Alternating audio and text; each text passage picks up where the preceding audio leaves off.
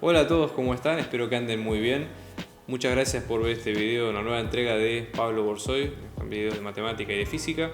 Antes que nada les queríamos dar gracias por el apoyo que estamos recibiendo al canal, estamos creciendo mucho y eso nos permite hacer más videos y llegar a más gente. Por eso les pedimos que se suscriban a nuestro canal y que le den like a los videos si ustedes creen que realmente les ayuda a todo lo que es la preparación de materias y demás. Abajo van a tener nuestros datos de contacto si quieren. Estamos organizando clases grupales e individuales a distancia y presenciales. Así que si quieren más detalles tienen nuestro contacto a continuación. Vamos a empezar con el video de hoy.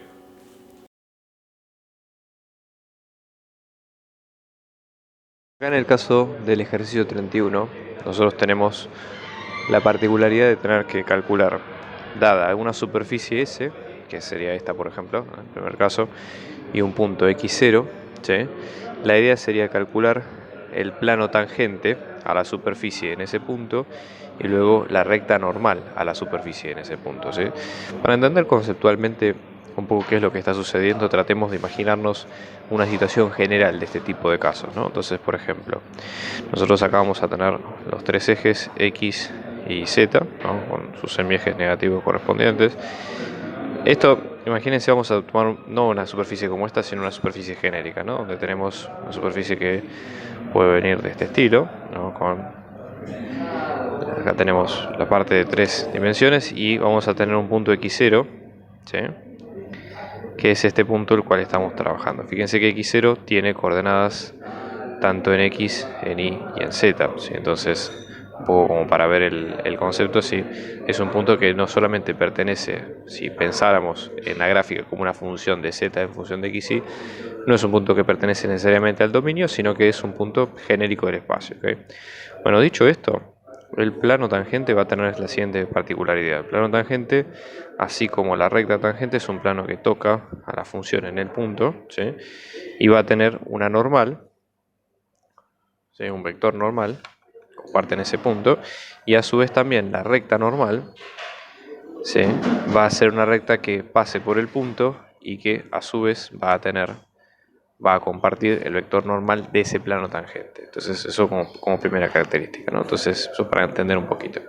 Ahora, en estos casos, ¿sí? Un enfoque interesante que se puede hacer del tema sería el siguiente. Nosotros podemos pensar en la superficie, ¿sí? No como una función del tipo z en función de x y, que es lo que uno generalmente hace en este tipo de materias, sino pensarlo distinto, es decir, pensarlo como si lo que nosotros estuviéramos viendo sería parte del dominio de una función que va de R3 a R. Entonces, lo que nosotros vemos acá en el espacio es el dominio de una función que obviamente por características no la podemos graficar, pero justamente porque si no estaríamos hablando de una función que va o que abarca R4, ¿sí? Incluyendo dominio y codominio, ¿no? Entonces sería un tipo de función de este estilo, de R3 a R4. Entonces, ¿qué sucede? En este caso, si nosotros hablamos de lo que sería una superficie de nivel, ¿qué es una superficie de nivel en una determinada función de este estilo? Bueno, es una superficie donde la función vale una constante que vamos a llamarle k, ¿sí? Donde k es una constante también perteneciente a los números reales. Entonces, en este caso, si nosotros pensamos en una superficie de nivel, tanto superficies de nivel en funciones de R3 como curvas de nivel en funciones de R2, si la función es de clase C1, admite derivadas parciales, por lo tanto se puede construir el vector gradiente, la consecuencia es que el vector gradiente de esa función evaluada en ese punto, ¿sí? Va a ser perpendicular a la superficie en ese punto, ¿sí? Y por ende con este vector gradiente podemos construir tanto la superficie, sí, que es del plano tangente, de lo que es el plano tangente, perdón, como la recta normal. Entonces, el plano tangente, ¿sí? Fíjense, plano va a tener, ¿sí? Una forma de normal por x menos el punto por donde pasa la función, esto es igual a 0. Esto sería la ecuación genérica, ¿sí? De cualquier plano en general. En este caso, adaptándolo a lo que necesitamos, ¿sí? El plano tangente a la superficie en ese punto va a ser dos puntos, ¿no? El gradiente de esa función, ¿sí? De esa función evaluada en x0, ¿sí? Por x menos x sub 0 igual a 0. Entonces va a seguir este patrón para todo este caso y el resto de los casos que vayamos viendo a partir de acá. Y lo mismo va a pasar con la recta normal a la superficie, porque toda recta, ¿sí? Pensémoslo de esta forma. Toda recta va a tener la siguiente forma. Un escalar alfa, llamémosle, por un vector director más el punto por el que pasa la función en especial. Entonces, en este caso, la idea sería la misma. ¿Sí? El vector director, si estamos hablando de la recta normal, el vector director es un vector que es paralelo al vector normal del plano, o lo que es lo mismo, podría ser el mismo vector gradiente, paralelo también al vector gradiente. Entonces, la recta normal a la superficie S en el punto x0 va a ser lo mismo, ¿no? El escalar alfa por el gradiente de f evaluado en x0 más el punto x0, que es el punto por donde pasa la función. Entonces, estos dos temas los vamos a replicar, ¿sí?, en la mayoría de los casos que veamos a continuación. Entonces, en este caso, vamos a tomar esto, ¿sí? Si esta es nuestra superficie de nivel, vamos a tomar esto como si fuera nuestra función de x y z, ¿sí? Entonces, en este caso, estamos ante la superficie de nivel de la función igual a 0. Es una forma de verlo también, ¿no? Entonces, en base a lo que vimos antes, vamos a construir el vector gradiente, ¿sí? El vector gradiente de f, que es derivando esta función por las derivadas parciales respectivas de x, de y y de z. Entonces vamos a tener derivada de f respecto de x, derivada de f respecto de y derivada de f respecto de z. Acá lo estamos evaluando en un punto, estamos sacando un punto x en genéricos y después la idea sería reemplazarlo en el punto en especial que hay que calcular. Entonces fíjense, vamos a tener en esta derivada por x, nos va a quedar 4 por 2 es 8x, ¿sí? Bueno, los restos se cancelan. Después fíjense, vamos a tener la derivada parcial de y que nos va a quedar como 2y y la derivada parcial de z que nos va a quedar como menos 16. Evaluando este gradiente, ahora sí, en este x0, ¿sí?, que tenemos acá, que va a ser el gradiente de f, pero ahora sí en el 2, 4, 2, ustedes reemplazan, ¿sí?, digamos en cada una de las letras. Fíjense, esto les va a quedar 16, 8 menos 16. Si ustedes desean normalizar el vector o tratar de... es una de las cosas que se pueden hacer, ¿sí?, por buenas prácticas, digamos, de cálculo. Lo hemos visto, digamos, bastante, que a veces para marcar una determinada dirección se le pone norma 1. Sí, igual no, ya les digo, no es estrictamente necesario en estos casos, pero bueno, si ustedes lo prefieren, lo pueden ver así también. Entonces, nada, ahora con este vector, ¿sí?, lo que se hace es, base a las ecuaciones que vimos en la parte anterior, el plano tangente, ¿sí?, a la superficie S en el punto 2, 4, 2, esto lo que nos va a quedar va a ser el vector normal, que es este, 16, 8, menos 16, fíjense, por x y z, todo esto menos el 2, 4, 2, igual a 0, entonces esto nos va a quedar, ¿no?, 16x más 8y menos 16z, ¿sí?, y después también multiplicado por el resto, ¿no?, menos 32 en estos casos, menos, en este caso, y acá también. Entonces el plano nos va a quedar como... Acá le ponemos 2 puntos por las dudas, recuerden siempre para que se entienda la idea, ¿no? Entonces vamos a tener 32 por 3, que en este caso es 96. ¿Sí? Entonces, pequeño error de cuenta acá. Si dividimos todo por 8, ¿sí?, para que sea un plano un poco más uniforme, esto nos va a quedar como 2x más y menos 2z es igual a 4. Así que ese sería el resultado final. Vamos a ver ahora con la recta normal. Fíjense, en este caso la recta normal nos va a quedar alfa por el vector gradiente que nos había quedado como 16, 8, menos 16, más el punto, en este caso es el 2, 4, 2. ¿Sí? Lo pueden dejar directamente así, o si no, tratar con un vector paralelo un poco más pequeño, sí, pero directamente esto como respuesta es válida. ¿Qué es lo que pasa en el caso B?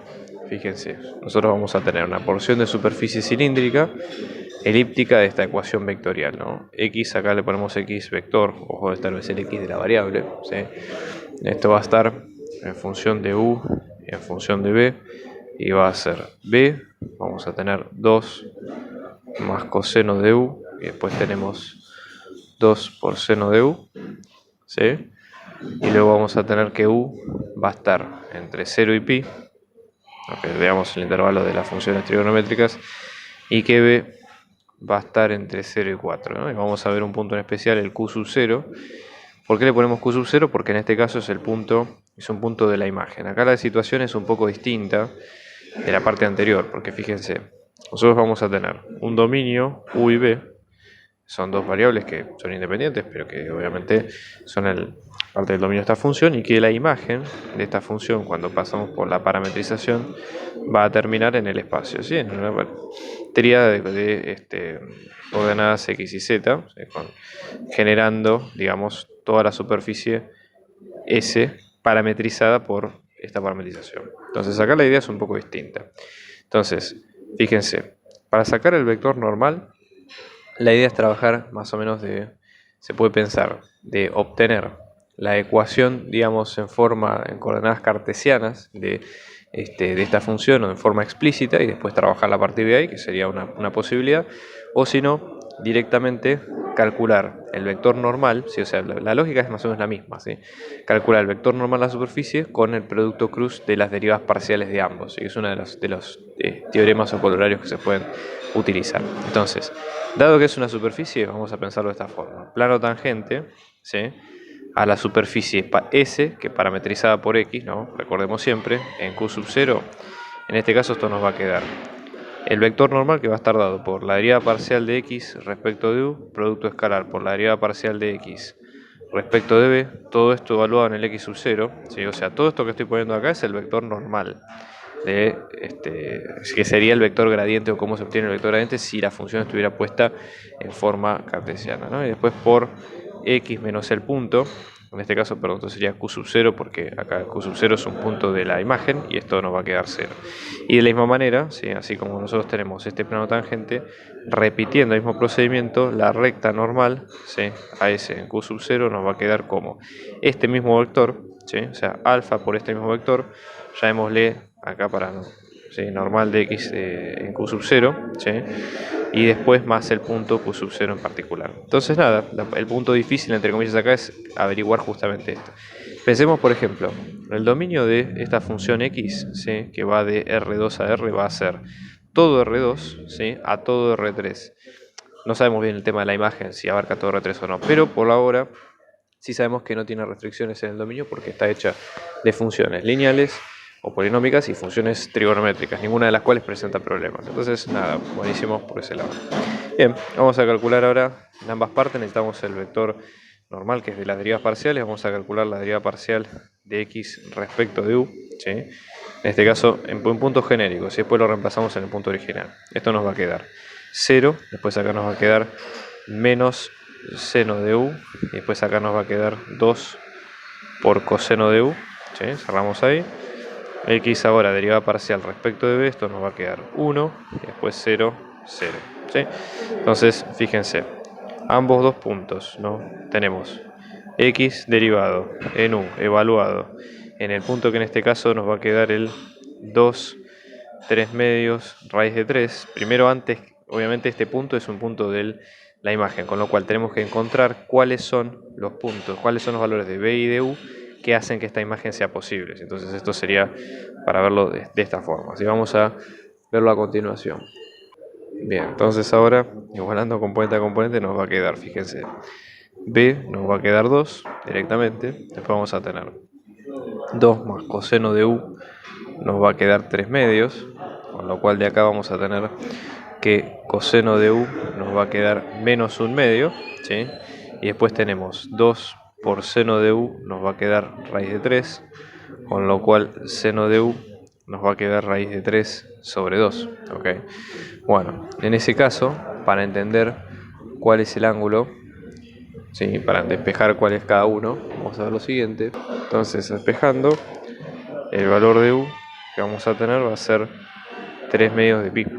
Entonces, de acá nosotros vamos a tener que, para u y b, de 3 medios de pi y b, vamos a tener, ¿no?, x evaluado en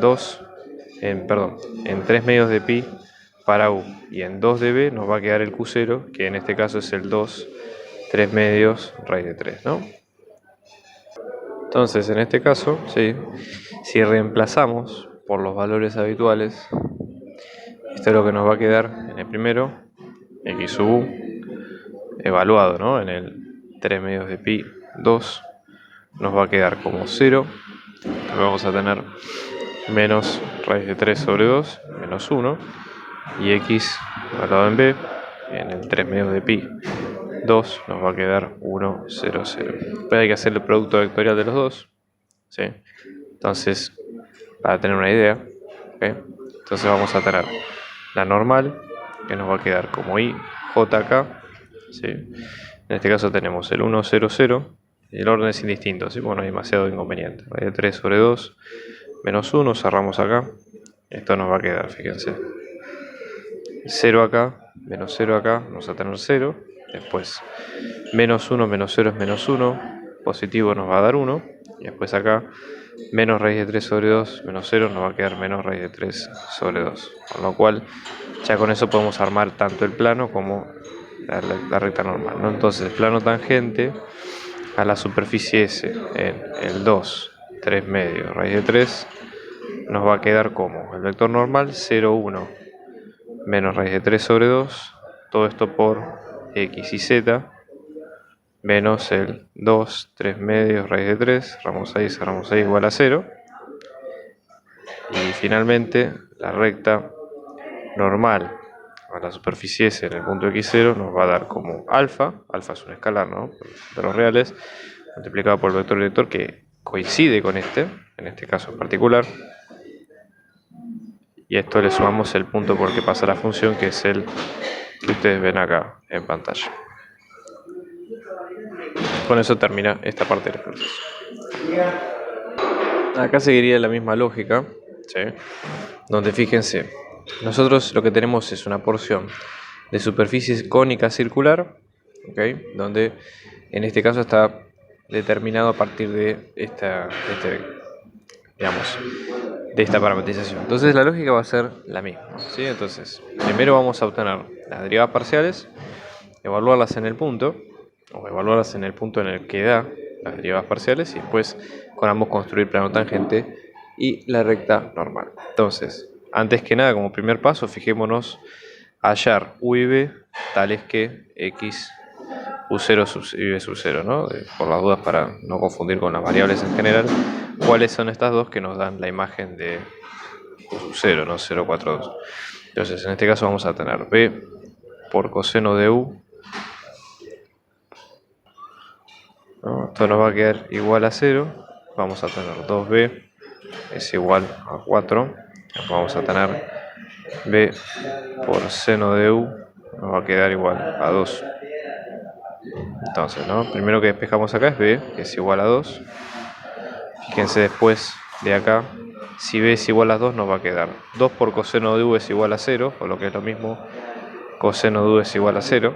Después acá nos va a quedar 2 por seno de u es igual a 2, con lo cual seno de u, si dividimos ambos lados por 2, nos va a quedar 1.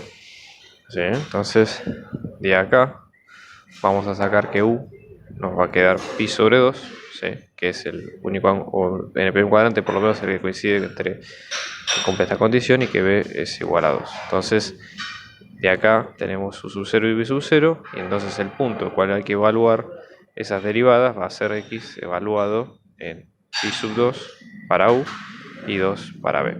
Bueno, ahora vamos a encontrar las derivadas parciales de cada uno.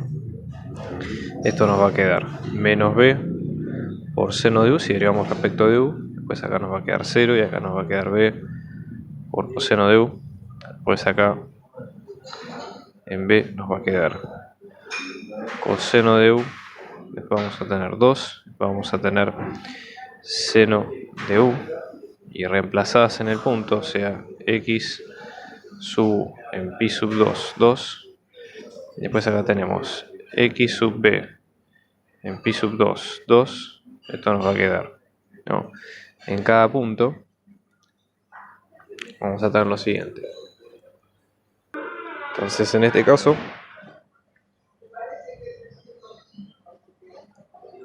acá vamos a tener, bueno, acto seguido, ¿sí?, encontramos la normal. Entonces vamos a tener la normal, nos va a quedar como producto cruzado de los dos, Esto vamos a tener y j acá, de vuelta, ¿no? Si ustedes hacen la cuenta, esto les va a quedar 0, le va a quedar 2, 4. ¿Ok? Entonces, ahora, una vez que tienen esto, hagamos acá el plano tangente a ese en x0. Me refiero a x0 al q0, ¿no? Por las dudas para que se entienda, ¿no? Esto vamos a tener la normal, que va a ser 0, 2 menos 4 por x y z genérico menos 0, 4, 2 igual a 0. Y después la recta normal a la superficie S en el Q0 nos va a quedar, ¿no? Alfa por vector director 0, 2 menos 4 más el punto, que en este caso es el 0, 4, 2. ¿Okay? Despejándolo, ahí tienen el resultado. Bien, y la última ecuación es un poco similar a las anteriores, tiene algunas diferencias, básicamente el hecho de que tenemos coseno hiperbólico y seno hiperbólico en ambas partes, pero digamos no es nada del otro mundo, ¿sí? Acá la idea justamente va a ser dominio. Esta forma de presentar el dominio quiere decir que la primera variable, que es la u, está entre 0 y pi, y la segunda variable, que es la b, está entre menos 1. Esa es un poco la idea. Y en este caso vamos a hacer el mismo procedimiento. Entonces, en primer lugar, tenemos que encontrar cuál es el u0, b0, tal que x de ese punto nos dé 1, 1, 0, ¿no? Entonces, en este caso, vamos a ver, igualando componente a componente, esto nos va a dar coseno de u por coseno hiperbólico de b más 1 es igual a 1. Estoy igualando acá componente a componente. Después vamos a tener seno de u por coseno hiperbólico de b, nos va a quedar 1. Después tenemos el seno hiperbólico de b, que nos va a quedar 0. De acá, fíjense, 1 con 1 se cancela. Vamos a tener coseno de u por coseno hiperbólico de b, que nos va a quedar 0. Después tenemos nuevamente esto de seno de u coseno hiperbólico de b es igual a 1. Y después tenemos la del seno hiperbólico de b, que nos va a quedar 0. Bueno, temas importantes a tener en cuenta, ¿sí? Coseno hiperbólico, ¿sí? Si nosotros lo evaluamos, fíjense, seno hiperbólico de b nos da 0. De acá hay un pequeño tip, que esto es similar a como ocurre con seno normal, ¿no? Seno de b nos da 0, entonces b va a ser 0, ¿sí?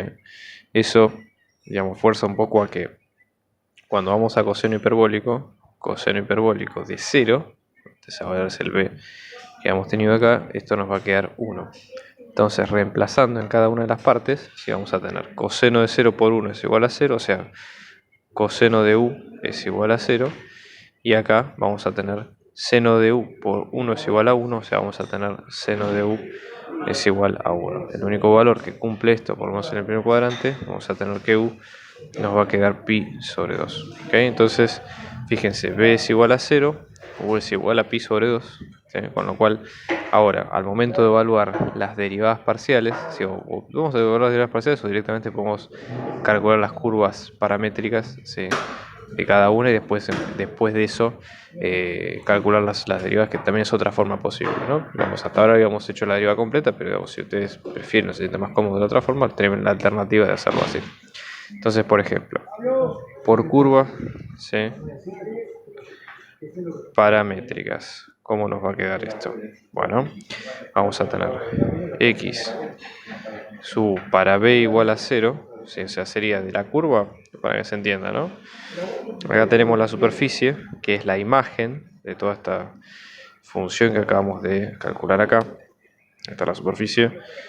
Bueno, todas estas curvas, entre comillas, en paralelo que tenemos de cada una, son las curvas, por ejemplo, con b constante. No quiere decir que esté recorrida, digamos, a lo largo del eje x por algún motivo en especial, sino que simplemente es qué pasa si fijamos una de las variables con un valor constante, ¿no? ¿Y qué pasa con el resto? Y lo mismo pasa si seguimos con las curvas del otro lado, ¿no? Para que se vea un poquito la diferencia. Entonces, en este caso, esta curva, ¿sí?, reemplazando por b en 0, ¿sí?, fíjense, esto nos va a quedar directamente como coseno de u más 1 en la primera, y después tenemos seno de u, pues tenemos 0, Si hacemos lo mismo con la derivada respecto de b, pero ahora sí, en u igual en medio de pi, esto nos va a quedar derivada, ahora tenemos que derivar 1, si en la primera parte vamos a tener coseno hiperbólico de b, vamos a tener seno hiperbólico de b, ¿sí? Al momento de derivarlas, ¿sí? X' de b, esto nos va a quedar 0, seno hiperbólico de b, coseno hiperbólico de b, acá fíjense que derivamos directamente esto, ¿okay? Y ahora para reemplazarlo en el valor original con b igual a 0, es el otro que queda, este vector derivado nos va a quedar 0, 0, 1. Lo mismo en esta parte, ¿no? Derivado respecto de u nos va a quedar menos seno de u, vamos a tener coseno de u, pues tenemos 0, y con u que es pi sobre 2, vamos a tener que este vector nos va a quedar menos 1, 0, 0. Entonces ahora, haciendo el producto normal de los dos,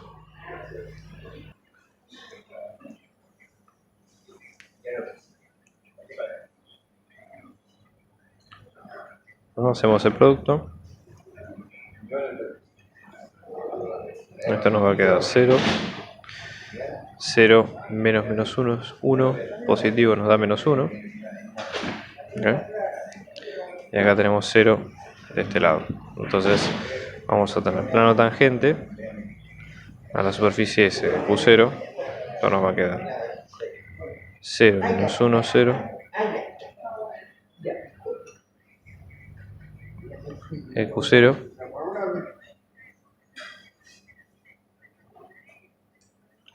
y después esto para plano tangente, ¿no? Y después para recta normal, este es el vector director, y después a esto le sumamos el punto por el que pasa la recta, que nos va a quedar de esta manera.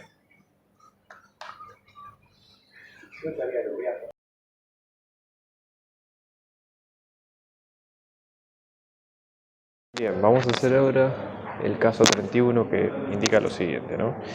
Nosotros tenemos esta función que va de R2 a R3, ¿no? Un dominio, fíjense, definido para u y para x. U está entre 0 y 2pi y x está entre 0 y 1, ¿no? Y definido con esta parametrización. Un poco la idea del ejercicio es demostrar que esta función permite parametrizar una porción de superficie cilíndrica, ¿okay?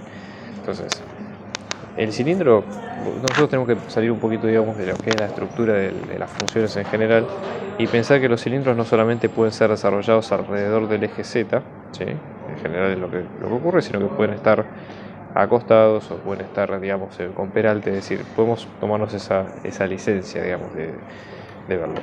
Para lograr obtener un cilindro, ¿sí? La idea sería tratar de llevar o de ver cómo transformar estas variables, ¿sí? Que están parametrizadas de esta forma a las variables, digamos, cartesianas en x y z. Entonces vamos a hacer, digamos, la correspondencia. Fíjense, esto va a ser x en función de u y de x, después acá vamos a tener y en función de u y de x, después acá vamos a tener z en función de u y de x, ¿no? Igualando todos, vamos a tener, observen, x nos va a quedar igual a x en la primera parte, luego en la segunda vamos a tener y, que nos va a quedar como 2 por coseno de u, y luego z, que nos va a quedar como 2 por seno de u.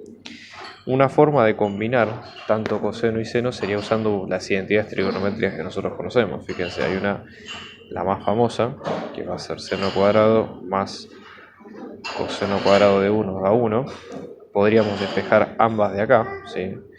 Es decir, seno cuadrado lo podemos despejar de acá, seno podemos pensarlo como z sobre 2. Entonces al cuadrado nos va a quedar como z al cuadrado sobre 2 al cuadrado, que es 4. Y de la misma manera acá, coseno de u, si lo despejamos nos va a quedar y sobre 2 es igual a coseno de u al cuadrado, nos va a quedar como y al cuadrado sobre 4 es igual a 1. Y después acá multiplicamos ambos lados de la igualdad por 4, esto nos va a quedar como y al cuadrado más z al cuadrado es igual a 4. Entonces, ¿qué es lo que nosotros tenemos? Si x es igual a x, lo que estamos hablando es de que no depende, digamos, de qué variable x tengamos, no va a haber ningún cambio en la cuenta. Pero si la suma de y cuadrado y z cuadrado se mantiene constante, esto va a ser, fíjense, una circunferencia de centro 0, 0 y radio 2. Si esa tiene la estructura de ese tipo de curvas. Entonces esto va a venir así. Esto sería la traza, ¿no? Lo que estoy buscando acá. Después esto, en perspectiva, vamos a tener todos los cilindros, el cilindro, digamos, desarrollado o acostado a partir del mismo. Entonces esa sería un poco la idea. Bien, entonces, recuerden, un cilindro desarrollado alrededor del eje X, ¿sí? Fíjense después lo que nos pide en el punto B, que sería hallar el plano tangente a esta superficie S, vamos, esta sería la superficie S, ¿no? En un punto que en este caso sería Q sub 0. Acá se le llama Q sub 0, digamos, a los vectores imágenes, los puntos imágenes de cada uno. Entonces, en este caso, dado que tenemos la superficie parametrizada de esta forma, podríamos recurrir a los mismos métodos que hicimos en los casos anteriores. Por ejemplo, ¿no? La normal va a ser esto, esta función derivada primero respecto de u, luego derivada respecto de x y el producto vectorial de las dos. Obviamente todo esto evaluado en el x sub 0, llamémosle que va a ser el u sub 0, x sub 0, que va a dar lugar a este q sub 0, es decir, qué elemento del dominio de esa función, cuando lo reflejamos en la imagen, nos da esa imagen en particular, por ejemplo, ¿no? Y todo esto por x menos el q sub 0, ¿no? Entonces esto es igual a 0. Bueno, vamos a proceder a hacer las derivadas. Fíjense, vamos a tener por un lado, ¿no? Fíjense la derivada de la función respecto de x. Vamos a tener 1 para x, después x no aparece en las otras dos, o sea que vamos a tener 0, 0. Luego si hacemos la derivada respecto de u, esto nos va a quedar. La primera no tenemos u, así que va a ser 0, y acá vamos a tener menos 2 por seno de u, acá vamos a tener 2 por coseno de u, cerramos ahí. Entonces ahora cuando hacemos el producto, esto sería lo normal del plano, ¿no? El producto vectorial de estos dos, esto nos va a quedar y j acá, 1, 0, 0, pues 0 menos 2 por seno de u, 2 por coseno de u. Entonces, esto va a ser 0 por 0, 0, la primera parte, menos 2 coseno de u, ¿sí? 2 coseno de u con menos 2 coseno de u, y la tercera, menos 2 seno de u, ¿ok? Ahora tenemos que buscar el punto en donde la función de cuál sería el x0, u0, x0 que nos da este punto, ¿no? Bueno, vamos a encontrar cuál es el x0 y el ángulo que nos va a dar lo que necesitamos acá. Entonces vamos a tener, fíjense, x sub 0 nos va a dar 1 directamente. Después vamos a tener 2 por coseno de u, nos va a quedar raíz de 3. Después vamos a tener 2 por seno de u0, ¿no? Esto nos va a quedar 1, con lo cual coseno de u sub 0 nos va a quedar raíz de 3 sobre 2. Y acá vamos a tener seno de u sub 0, nos va a quedar 1 medio. Fíjense que acá nosotros podríamos sacar, digamos, más allá de que es necesario despejar u, pero fíjense que por cómo está escrito el vector normal, que nos queda en función de coseno y de seno, no hace falta, digamos, sacarlo, ¿no? Porque ya lo tenemos despejado. Entonces esto nos va a quedar como 0, menos 2 coseno de u, que nos va a quedar menos raíz de 3 sobre 2 por 2. Y después menos 2 seno de u, que nos va a quedar menos 2 por 1 medio. Entonces la normal nos va a quedar como 0 menos raíz de 3 menos 1. Entonces ahora, el plano tangente a la superficie S en el punto Q sub 0, esto nos va a quedar como 0 menos raíz de 3 menos 1 por x y z menos 1 raíz de 3, 1 igual a 0. ¿Sí? Con eso ya despejamos el plano. Después otra cosa que preguntaba el problema también es si ese plano intersectaba los tres ejes de coordenadas, ¿no? Vamos a desarrollarlo un poquito más. Esto nos va a quedar como menos raíz de 3 por y menos z es igual a menos 4. Esta sería la expresión del plano si hacemos todo el desarrollo. Para que intersecte a los ejes cartesianos, lo que habría que hacer es reemplazar, ¿sí? Punto, o sea, o eje a eje, cuál sería el que nos va dando. Entonces, por ejemplo, con el eje X estamos hablando de una recta que tiene la forma, por ejemplo, alfa por 1, 0, 0. Entonces, reemplazándolo, tendríamos que tener alfa 0, 0. Si lo metemos acá, vamos a tener, en este caso, 0 menos 0 en z es igual a menos 4, lo cual es un absurdo, ¿sí? No corta al eje X. Vamos a ver ahora con el eje Y, que también estaría dado por esta recta, que sería el 0, 1, 0. Y acá en este caso vamos a tener menos raíz de 3 por 1, menos 0 es igual a menos 4. En este caso sería por alfa, ¿no? Por las dudas, porque es el alfa que habíamos dicho al principio. Entonces, en este caso, alfa para este punto nos va a dar 4 tercios de raíz de 3. ¿Sí? Entonces, en este caso, sí, una de las cosas que se puede sacar es que sí, que corta a la función en el punto sin demasiados inconvenientes. Este punto, ¿sí? Para el eje Y sería, en este caso, el 0, 4 tercios de raíz de 3 y 0. Y finalmente, para el eje Z, la lógica sería algo similar, pero en este caso el versor que tendríamos que trabajar sería el K, es decir, el 0, 0, 1. Reemplazándolo, esto es lo que nos va a quedar reemplazándolo acá, ¿no? Nos va a quedar menos raíz de 3 por 0 menos alfa este que sale de acá, igual a menos 4, por ende de acá el alfa nos va a quedar 4 directamente y este era el punto 1, el punto 2 nos va a quedar como 0, 0, 4 y este sería en definitiva el punto.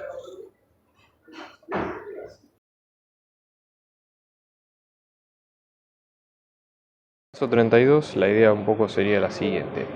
Tenemos que calcular el área de este rectángulo dado por altura A y base B, ¿sí? Y la idea en este caso es determinar la precisión que debemos calcular el lado B, siendo que tenemos que tener el lado A que está calculado por un error de más o menos 0,1 metro, ¿no? Todo esto está medido en metros. Bueno, en parte acá lo que se hace una introducción de lo que se llama la teoría del error. Es decir, nosotros pensemos que tenemos una función, el área, ¿sí?, de un rectángulo, en este caso se calcula como base por altura, es decir, base por A. Entonces el área es una función de las dos variables primeras, ¿no? A y B, que va a ser A por B. ¿Qué es lo que sucede? El área no es algo que se mide directamente, sino que se calcula a partir de un instrumento de medición que en este caso es para la longitud de la base y la longitud de la altura. Ambas longitudes sí se miden con instrumentos que a su vez tienen un determinado error. Error no quiere decir que, para que se entienda un poco la idea, habla, digamos, de qué precisión o hasta cuál es la última unidad de medida que puede llegar a medir dicho instrumento. Entonces, en este caso, si nosotros medimos con un metro, la menor unidad de medida es el 0,1 metro, más o menos, para que se entienda un poco la idea. Entonces, en este caso, ¿sí?, nosotros, como tenemos una función que va a ser A por B, acá básicamente, para simplificar un poco, vamos a hablar de la superficie de A y B, que es A por B, para que sea más fácil la nomenclatura. Entonces, cuando tenemos que aproximar por errores, en general lo que se hace se usa la técnica de derivadas parciales, que nace de una determinada función, aproximarla con el famoso plano tangente, que es el que ustedes calculan generalmente en esta cátedra, ¿no? Entonces, si nosotros vemos el plano tangente a la gráfica S en un punto determinado, el punto acá en este caso el A sub 0, B sub 0 va a ser si queremos aproximar un triángulo que tenga 10 metros de altura y 100 de alto, ¿no?, de base, que eso sería un poco la idea. En un determinado punto X sub 0, ¿sí?, este sería el X sub 0, ¿no? Esto nos va a quedar como Z, en este caso es igual la derivada parcial de X en X sub 0 por X menos X sub 0, bueno, la derivada parcial de Y evaluada en ese X sub 0 por Y menos Y sub 0, ¿no?, f de Y. Y acá finalmente la imagen de la función en el punto. Si trasladamos esto a esta ecuación, esto va a ser la superficie, nos va a quedar la derivada parcial de la superficie, la fórmula de superficie respecto de A, que es la primera variable, todo esto evaluado en el A sub 0, B sub 0 por A menos A sub 0, ¿sí?, cuál sería la diferencia entre el área y el área original. Después tenemos la derivada de S respecto de la base, evaluada en el área sub 0, base sub 0, altura, perdón, que es el que vemos acá, todo esto por B menos B sub 0, y esto más la superficie evaluada en el a sub 0, b sub 0, ¿no? Bueno, eso sería la expresión completa, como para que se entienda. Pero en este caso lo que pide el problema es, hablando del error, ¿sí? ¿Dónde está el error justamente de lo que queremos calcular? Bueno, si ustedes se fijan, a menos a sub 0 sería, ¿cuál sería realmente la longitud original o la longitud real menos la de longitud que estamos midiendo nosotros a continuación? Entonces, esto, ¿sí?, sería el delta A, que es lo que nosotros decimos cuál es la distancia, ese error sistemático que viene a través del instrumento de medición. Y de la misma manera, esto sería el delta B. Esto es lo que nos piden calcular a nosotros, ¿sí?, digo, para que aparezca en la expresión original. Y después tenemos el tema de las derivadas parciales, ¿sí?, de cada uno. Entonces, fíjense, de acá, si nosotros tenemos la derivada parcial de S respecto de A, lo que nos va a quedar es B, porque es la derivada parcial de A por B, que es B directamente. Y la derivada parcial de S respecto de B, en este caso, lo mismo nos va a quedar como A. Entonces, acá lo que vamos a tener, en este caso, evaluado en B sub 0 nos va a quedar B sub 0, y acá en este caso nos va a quedar como A sub 0, ¿sí?, para que vean la diferencia de cada caso, ¿ok? Bueno, y después, toda esta expresión que ustedes ven acá del plano tangente es lo que se llama el error conjunto. ¿Por qué? Porque fíjense, ese aproximado, ¿sí?, por el plano tangente, ¿sí?, ese del plano tangente es el valor de la función en el punto, o sea, es exactamente en ese mismo punto en particular, pero sumándole estos dos diferenciales que son justamente lo que se aleja, entre comillas, la aproximación por plano tangente. Entonces, esto es el error. Entonces, en este caso, el error completo nos va a quedar como B sub 0 por delta de A más A sub 0 por delta de B. Sí, en este sentido. ¿Okay? Bueno, en este caso, acá no nos hablan del error completo, pero lo que nos dicen es que ambos errores tienen que valer lo mismo. Entonces, esta parte sería el error que contribuye la altura A, y esto sería el error que contribuye B. Entonces, si ambos tienen que ser iguales, si el error de A tiene que ser igual al error de B, porque lo pide el enunciado, entonces vamos a tener, el error de A dijimos que era B sub 0 por delta de A, y el error de B dijimos que era A sub 0 por delta de B.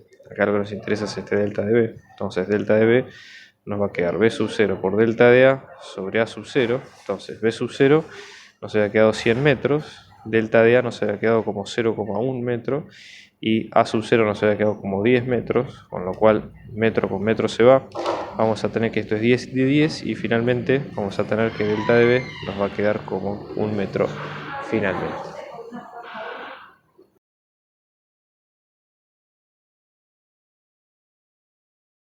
El 33 es similar en cuanto que nosotros acá vamos a tener un péndulo, ¿sí?, que para estudiar un péndulo determinado, esto si ustedes han visto el problema de física, en general nosotros tenemos el péndulo que lo que se hace es se cuelga un peso de una determinada cuerda, ¿sí?, inelástica, y nosotros vamos a tener una determinada oscilación a partir de, el periodo básicamente es el tiempo que le toma en completar una oscilación completa al péndulo. Esto sería más o menos para que se entienda, ¿no? Donde L va a ser la longitud de la cuerda completa, y después vamos a tener T, que es el tiempo que le tarda en completar un ciclo completo a esto, ¿ok? Pero la idea acá es tratar de hallar, ¿sí?, o sea, este experimento sobre todo sirve para tratar de aproximar, ¿sí?, una forma, ¿no?, una de las tantas formas de aproximar cuánto es la aceleración de la gravedad, ¿no?, a través de todo esto.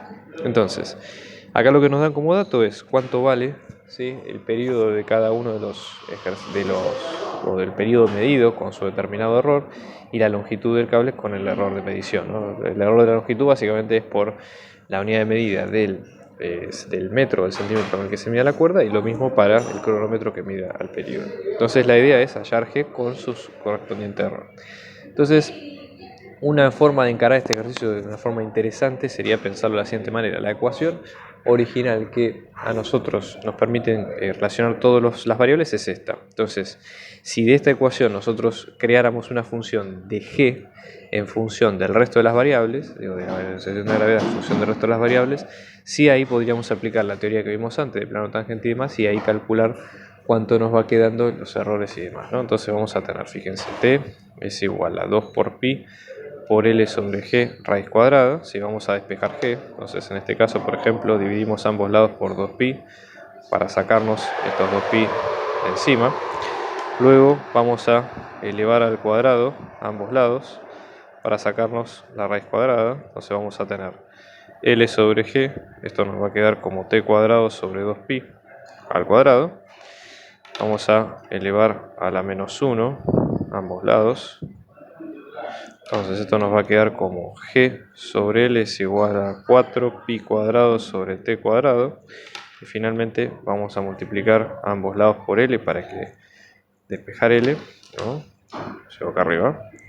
Entonces G va a quedar como 4 por pi cuadrado por L sobre t cuadrado. O sea, G, las únicas variables acá son L y t. Entonces, fíjense cómo de la expresión original pasamos a tener una expresión de la cual nos interesa la variable que estamos calculando. Entonces, ahora para aproximar, ¿sí?, los valores que nos piden de G, la idea sería aplicar la misma teoría que vimos al principio. Es decir, la idea acá sería aproximar esta función por su plano tangente. El plano tangente, con las derivadas parciales que va a tener y todo, va a tener los errores compuestos de cada una, y base a eso podemos estimar cuánto nos va a quedar el error de G.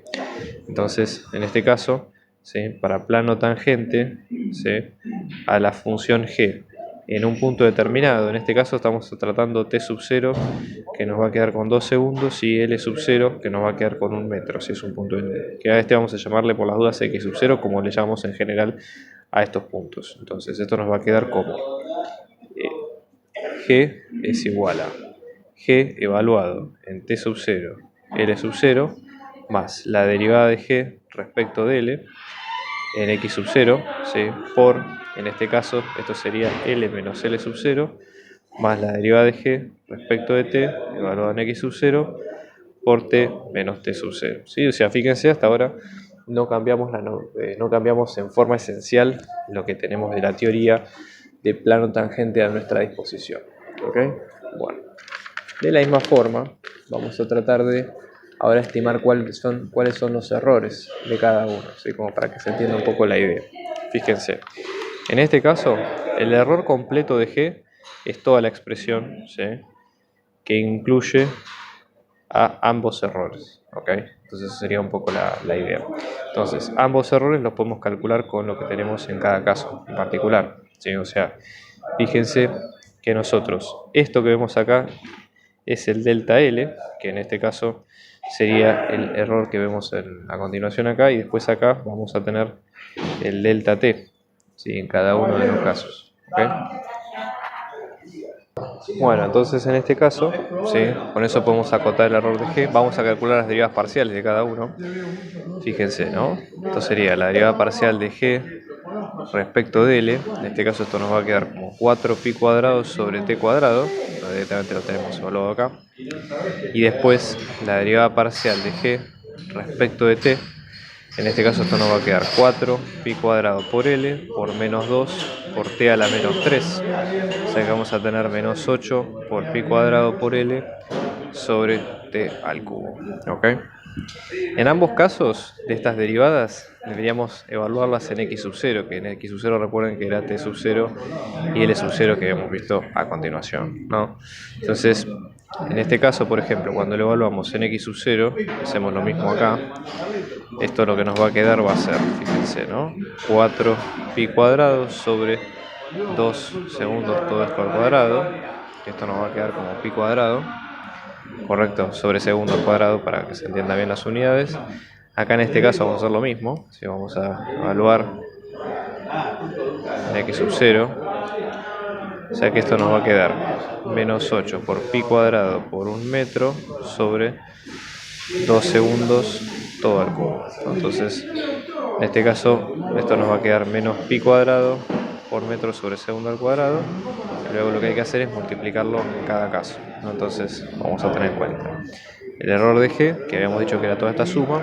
Esto nos va a quedar como pi cuadrado por segundo al cuadrado por delta de L, ¿sí?, en este caso delta de L, que nos iba a quedar como 0,001 metro, ¿sí?, y después más, en este caso, fíjense que vamos a tener el otro caso de pi cuadrado por metro sobre segundo al cuadrado, y luego multiplicándolo por el error, que nos va a quedar como 0,02 segundo al cubo, perdón, acá, 0,02 segundos. Entonces, en este caso, segundos acá se va y nos va a quedar segundos al cuadrado. ¿Cuánto nos va a quedar esta cuenta finalmente?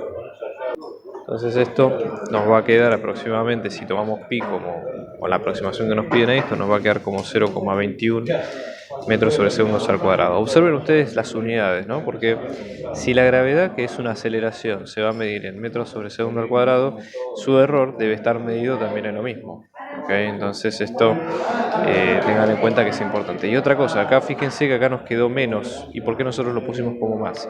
Esto es una parte, digamos, de lo que se llama estimar el error de forma pesimista. Es decir, en general, para evitar esto, a veces hay ciertas apuntes de teoría que lo que hacen es a las derivas parciales aplicarles el módulo con el objetivo de tratar de justamente de que en el peor de los escenarios uno toma un error por exceso, y eso garantiza de que más allá de que la medida no sea tan buena, pero justamente es un resguardo por las dudas, más o menos. Eso quiere justificar de esa forma. Básicamente una buena práctica de derivación. Entonces, fíjense ustedes que al momento de hacer la cuenta, ¿sí? Vamos a ver ahora cuánto es en tamaño este error porcentual de G, ¿no? Fíjense que nosotros acá lo que vamos a ver es que dijimos que el error de G en este caso nos iba a quedar con 0,21 metros sobre segundo al cuadrado.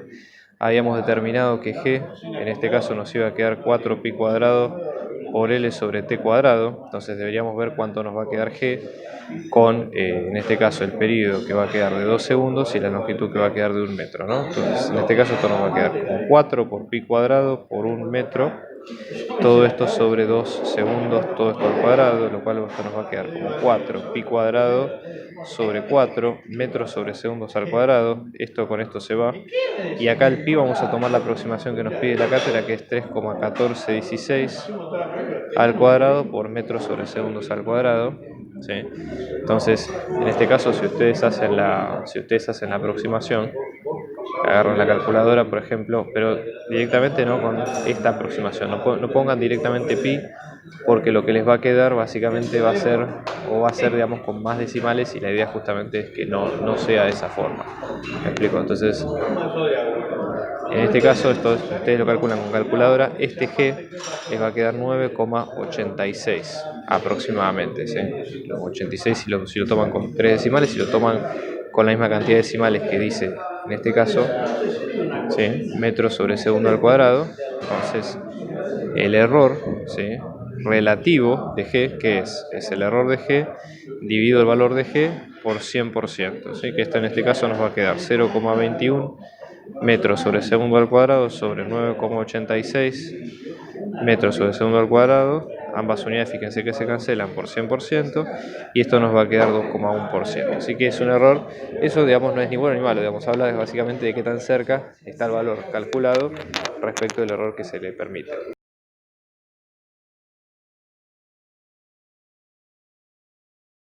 Vamos a ver ahora en el caso 37, donde vamos a tener la siguiente función partida, ¿no? Donde tenemos un dominio, ¿sí? Que es todo el plano excepto el 0, 0, para esta función que vemos acá, x al cuadrado por seno de y sobre x al cuadrado más y al cuadrado, ¿sí? A esto podemos llamarle, si ustedes prefieren, dominio A. Y luego tenemos el dominio B, que sería el único punto 0, 0, donde la función está definida como 0, ¿no? Entonces eso es como para tener una referencia. Bueno, la idea en este tipo de ejercicios es muy simple. Tenemos que probar, en primer lugar, que f es continua y derivable en toda dirección del 0, 0, pero que no es diferenciable en el punto, ¿sí?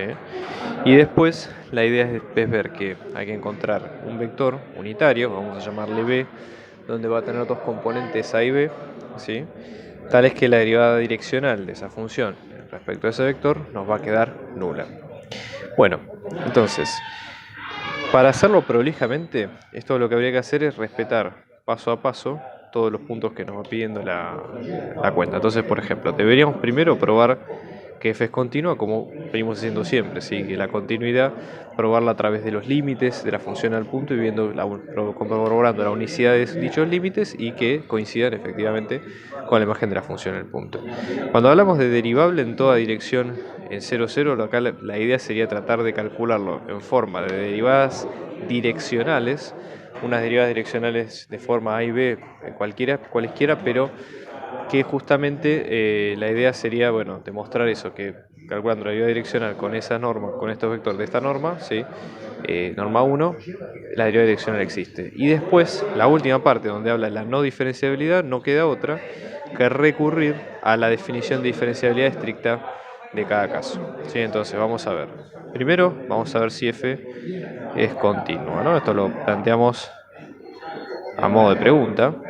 Eso deberíamos ver. F es continua si f es continua en 0, 0, si tenemos que el límite de xy tendiendo al 0, 0 de f de xy vale lo mismo que la función en el punto, ¿no? En este caso, en el 0, 0.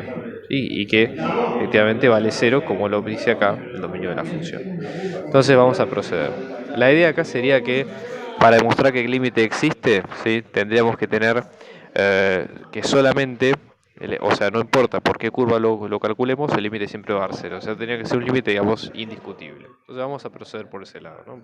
Para empezar, vamos a tener límite de xy tendiendo al 0, 0 de esto, ¿no? Fíjense ustedes un pequeño detalle. Acá, algo para observar de esta cuenta es que toda esta fracción, ¿sí?, cumple con el requisito, digamos, de que tenemos ambos exponentes al cuadrado y que podríamos pensar, por ejemplo, que x al cuadrado, por ser un número real positivo, siempre va a ser menor o igual a la suma de sí mismo más otro número también positivo al cuadrado. Si esto nosotros dividimos ambos lados de la fracción por x al cuadrado más y al cuadrado, lo mismo de este lado, vamos a llegar a que x al cuadrado sobre x al cuadrado más y cuadrado va a ser menor o igual que 1, y esto también podemos pensarlo en términos de módulo también, así que módulo, como sea que esta fracción sea siempre positivo, siempre nos va a quedar de esta manera. ¿Ok? Bien, eso por un lado. Entonces, fíjense.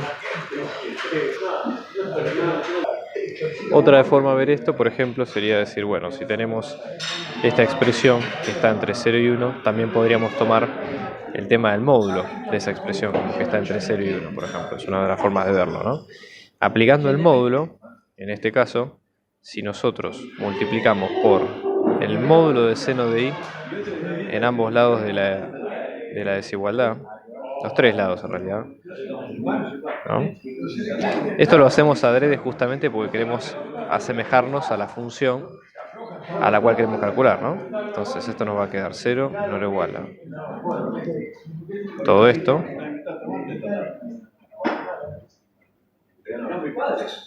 y todo esto. ¿Por qué lo ponemos de esta forma? Porque fíjense que una de las características es que seno es una función que está acotada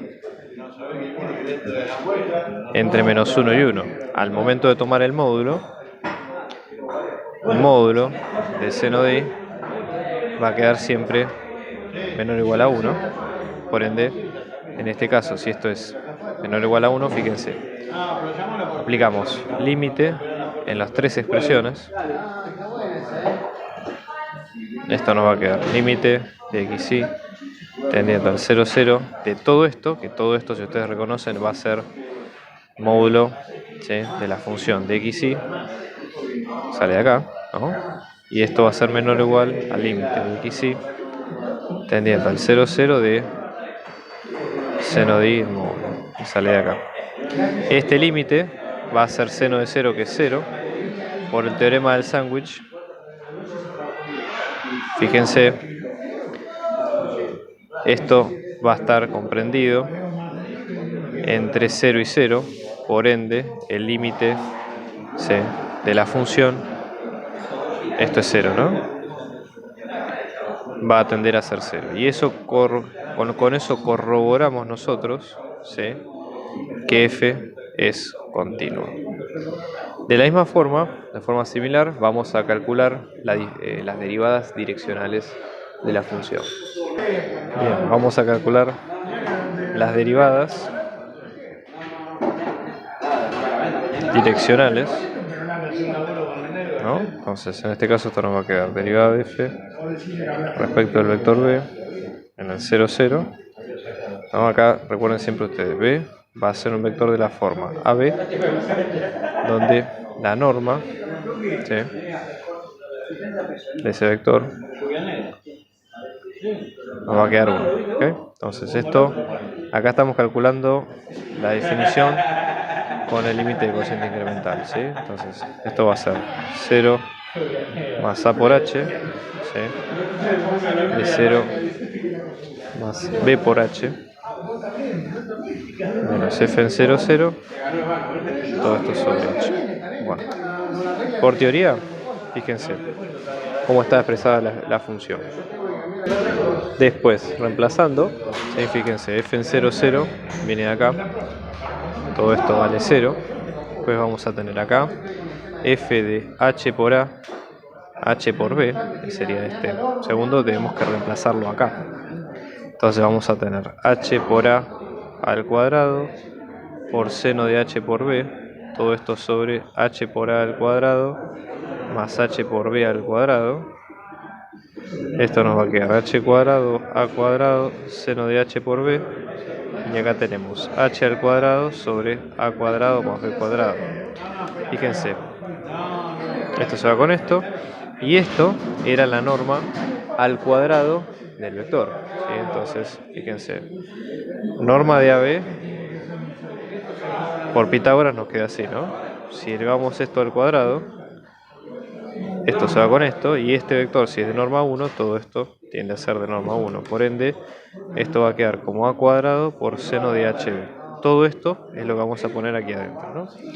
Entonces esto nos va a quedar como límite de h tendiendo al 0 de A cuadrado por seno de h por b, ¿sí? Menos 0, todo esto sobre h, ¿sí? Fíjense que si hacemos sustitución directa, acá vamos a tener, ¿no? Acá, o sea, tenemos A cuadrado por límite de h tendiendo al 0 de seno de h por b sobre h. Acá si hacemos sustitución directa nos va a quedar 0 sobre 0. Pero fíjense que este límite tiene un parecido bastante lejano con el límite de x tendiendo al 0 de seno de x sobre x, que esto tiende a ser 1. O sea, la condición para que este límite se cumpla sería que dentro del seno tuviéramos lo mismo, y sería un poco la idea en este caso, ¿no? Para que eso ocurra, si tenemos un b dentro del seno, debemos multiplicar por b tanto en numerador como en denominador. Eso va a hacer que este combo sea lo que nosotros buscamos y b sacarlo por fuera. Entonces, en este caso, esto nos va a quedar como el límite de h tendiendo al 0 de a cuadrado por b por seno de h por b sobre h por b. Sacamos a cuadrado por b fuera del límite, ¿no? Y todo esto va a dar 1. Entonces finalmente el límite va a quedar como a cuadrado por b. ¿Ok? Entonces sería la derivada direccional de esa función en el punto 0, 0. Ahora, para ver que sea diferenciable, la idea justamente es tratar de aplicar la definición de diferenciabilidad, ¿sí? Entonces, eso sería un poco nuestra idea, ¿ok? Entonces, vamos ahora a aplicar la definición de diferenciabilidad a esta expresión y ver si efectivamente se alcanza. Bien, y en este caso, para ver la diferenciabilidad de la función, vamos a aplicar la definición, ¿no? Entonces, tenemos que calcular un determinado límite de xy tendiendo al 0, 0, ¿de qué?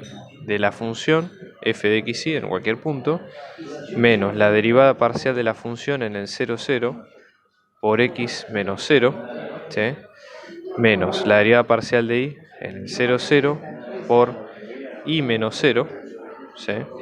Menos la imagen en el 0, 0, todo esto dividido la norma de ¿qué? De xy menos 0, 0, ¿sí?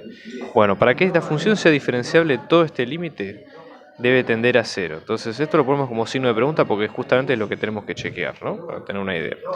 Ahora, primera cuestión, ¿no? ¿De dónde sacamos las derivadas parciales? Bueno, las derivadas parciales nosotros las podemos sacar directamente, digamos, de las derivas direccionales que habíamos visto al principio, ¿correcto? Entonces, fíjense, la derivada parcial de f respecto de x, ¿sí? En el 0, 0 es lo mismo que si yo tomara el vector 1, 0, que es uno de los versores, como fundamentales. Entonces, en este caso, esto me va a quedar 1 cuadrado por 0, la derivada parcial me va a quedar 0, que es lo que vamos a poner acá. Si esto es igual a 0, todo este término se va a anular. De la misma forma, la derivada parcial de f respecto de y en el 0, 0 es el mismo que si yo la tomo respecto de la dirección 0, 1. Entonces acá vamos a tener 0 al cuadrado por 1, 0. Entonces en este caso, esto también va a valer 0 y esto se anula. Esta imagen va a valer 0, que es lo que habíamos dicho al principio. Y fíjense qué hacemos ahora con este denominador, ¿no? Este denominador que tenemos acá nos va a quedar como x menos 0 es x, y menos 0 es y, o sea que la norma de x y nos va a quedar como x al cuadrado más y al cuadrado en forma de raíz cuadrada, ¿correcto?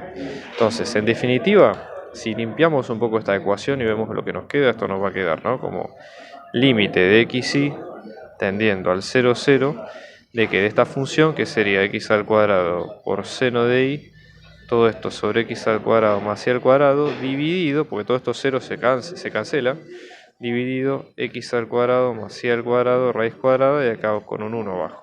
Entonces vamos a tener esto por esto arriba, esto por esto abajo. Entonces en limpio, esto sería como x al cuadrado más y al cuadrado a la 1, por un medio, sumando va a quedar a la 3 medios. Entonces vamos a tener límite de x y tendiendo al 0, 0, de x al cuadrado por seno de y, todo esto sobre x al cuadrado más y al cuadrado, todo esto a la 3 medios. ¿Sí? Bien, entonces ahora la idea sería probar que no es igual a 0. Entonces, justamente que este límite no es igual a 0. Entonces vamos a probar calcular este límite con alguna recta en particular. Supongamos que tomamos la curva donde y sea igual a x, la función identidad que pasa por el 0, 0. Entonces vamos a tener límite de x tendiendo al 0 de x al cuadrado por seno de x sobre x al cuadrado más x al cuadrado a la 3 medios. Esto nos va a quedar límite de x tendiendo al 0 de x al cuadrado por seno de x sobre 2x al cuadrado a la 3 medios, ¿sí? En este caso, fíjense, vamos a sacar, esto nos va a quedar como 1 sobre 2 a la 3 medios por este x al cuadrado con x a la 3 medios, que va a quedar como x directamente, esto va a quedar como x al cubo, o sea que vamos a tener límite de x tendiendo al 0 de seno de x sobre x, y ya sabemos que este límite vale 1, por ende todo esto va a valer 1 sobre 2 a la 3 medios. Como esto vale 1 sobre 2 a la 3 medios, ¿sí? El límite no es 0, por ende f no es diferenciable en 0, 0, ¿sí? Que es un poco lo que queríamos probar. Y finalmente, el último punto que pide el problema es cuál es la dirección donde las derivadas parciales se anulan. Recuerden que habíamos calculado que las derivadas direccionales tenían esta forma. Entonces, derivada de la función f respecto del vector b en 0, 0, esto nos iba a quedar a cuadrado por b, siempre y cuando nuestro vector b iba a ser de la forma ab con la norma de b siendo 1, ¿ok? Entonces, en este caso, decimos a cuadrado por b tiene que ser 0. Esto abre la posibilidad de que si es una multiplicación, uno de los dos sea 0. Es decir, o a cuadrado sea 0 o b sea 0, lo cual implica que puede ser o a igual a 0 o b igual a 0. Entonces, en este caso, si por ejemplo a es igual a 0, ¿sí? Y b es distinto de 0, el vector va a quedar en la forma 0b. Si pedimos que sea de norma 1, esto tiene dos posibilidades, que sea el 0, 1 en la parte positiva y el 0 menos 1 en la parte negativa. Si va a ser a distinto de 0 y b igual a 0, vamos a tener que b va a ser a 0, y de vuelta de la misma forma, cumpliendo con que la norma sea 1, nos va a quedar 1, 0 o si no, menos 1, 0. Y esas son las direcciones en las cuales se pueden usar las derivadas direccionales.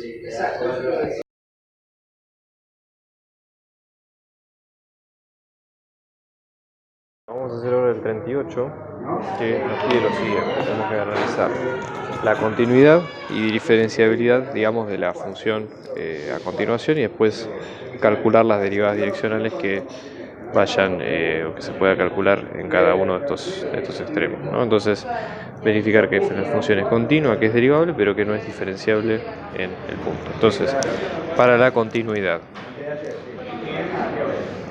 lo primero que hacemos es calcular, ¿sí?, el límite de x y tendiendo al 0, 0 de f de x y, correcto. Entonces, en ese caso,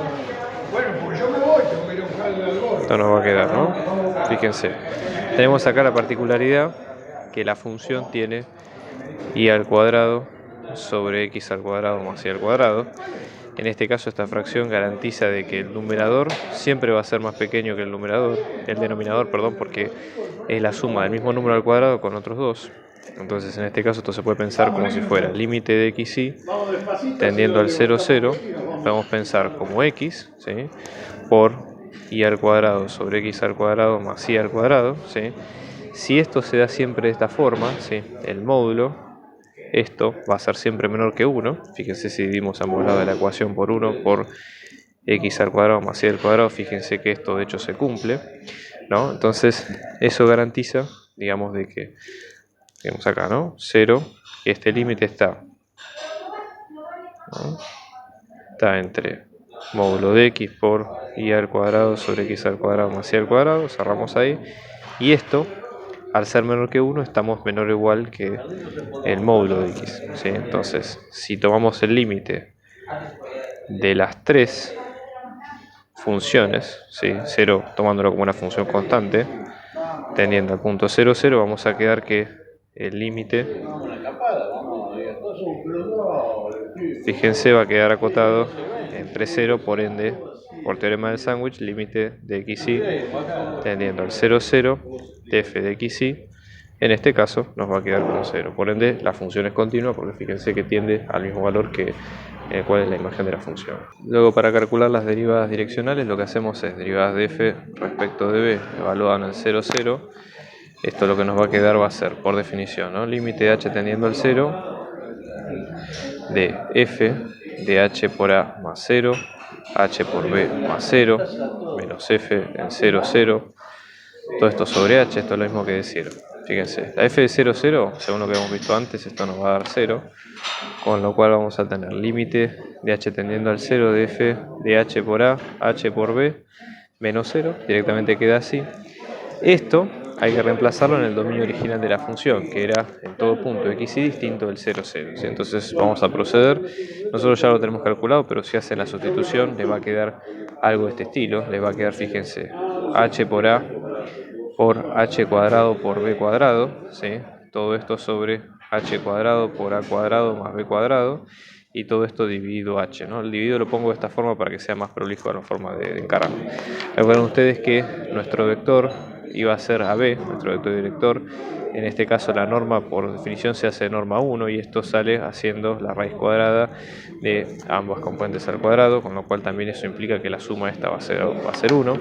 Pues de acá tachamos estos h, fíjense que esto nos va a quedar acá dividido este h, en lo cual nos va a quedar como h por a, ¿sí?, por 1 dividido h, acá nos queda un b cuadrado, que era este b cuadrado que teníamos acá, con lo cual esto nos va a quedar como a por b al cuadrado, ¿sí? Esa sería la derivada direccional en cualquier dirección. Y después, para ver que sea diferenciable, si es diferenciable, la idea es aplicar la definición, o sea, ahí no hay otra forma de sacarlo, ¿sí? Entonces, la idea justamente es que para ver el tema de la diferencialidad vamos a tener límite de xy tendiendo al 0, 0, ahí ponemos toda la definición, f de xy menos la derivada parcial de f evaluada en 0, 0 por x menos 0, menos la derivada parcial de y evaluada en 0, 0 por y menos 0, menos la imagen de la función en el punto 0, 0, todo esto sobre la norma de xy menos el 0, 0, cerramos acá. Observen ustedes, de acá podemos sacar las derivadas direccionales de f y de y, o sea, en 0, 0, porque acá, fíjense, la derivada de dirección respecto de x va a ser en el supersor 1, 0.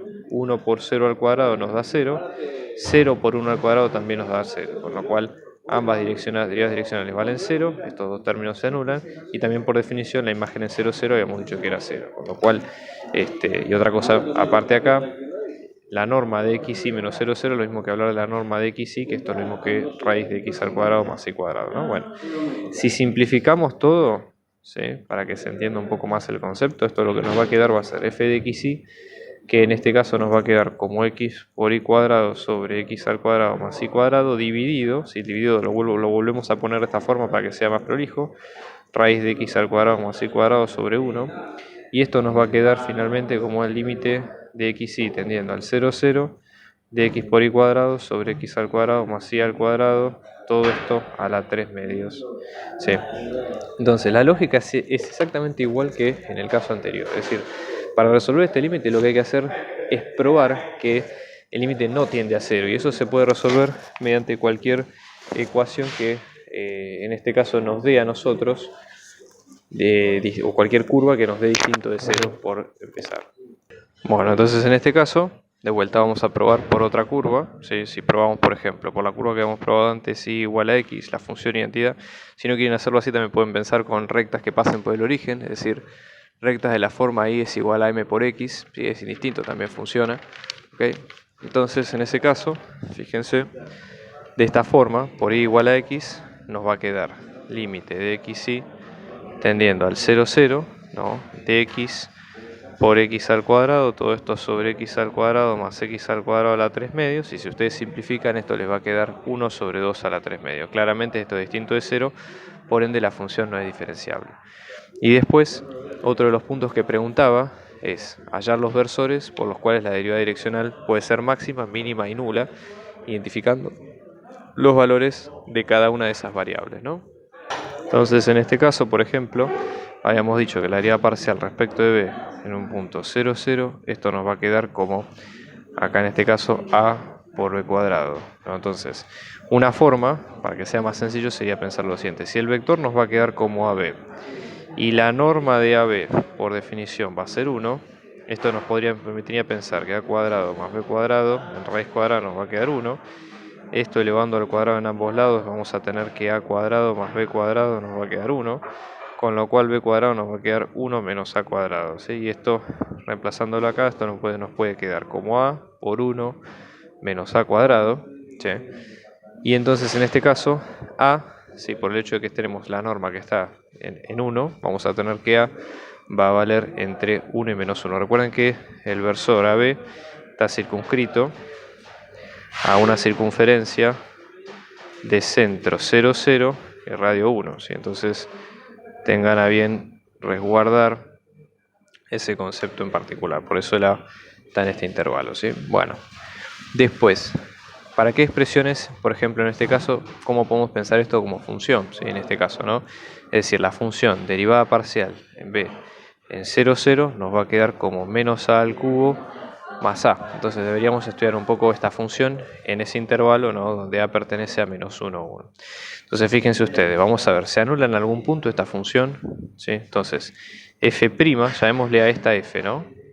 F de a, que nos va a quedar como menos a al cubo más a. Vamos a ver dónde se anula, donde tenemos máximos y mínimos. Esto nos va a quedar menos 3a al cuadrado más 1, con lo cual vamos a tener menos 3a al cuadrado es igual a menos 1. A al cuadrado nos va a quedar un tercio, con lo cual a puede ser más menos 1 sobre raíz de 3. En estos puntos podemos tener máximos y mínimos, ¿ok? Entonces, fíjense, vamos a tener a, vamos a tener f de a, ¿sí? Los intervalos, fíjense que tenemos menos 1, de menos 1 a menos 1 sobre raíz de 3 sin incluir, ¿no?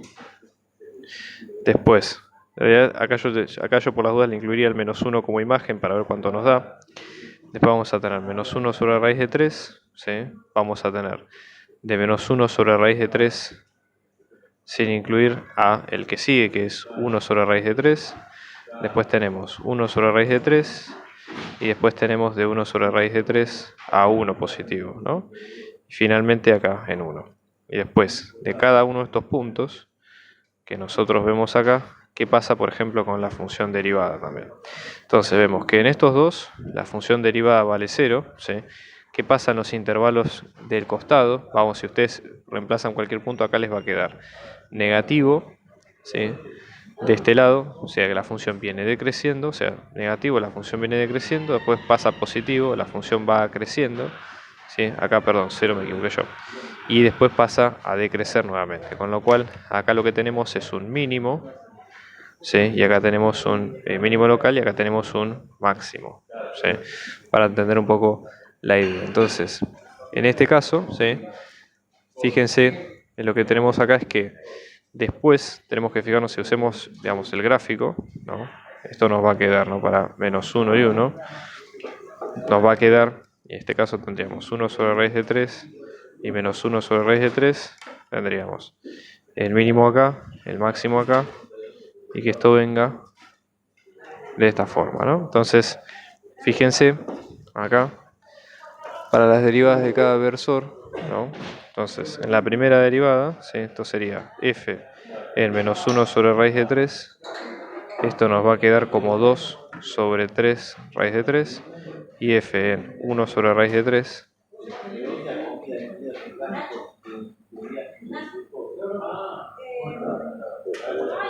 Y luego, ¿sí?, se anula en los 3 puntos del intervalo, en menos 1, en 0 y en 1. Entonces, ¿qué es lo que nosotros habíamos dicho? Para que se anule, ¿sí?, fíjense, para que la derivada parcial en 0, 0 nos quede 0, a por b cuadrado tiene que ser 0, con lo cual a tiene que ser 0 o b tiene que ser 0. Y dada esa circunstancia, tiene que ser cualquiera de estos 3 puntos que están puestos a continuación.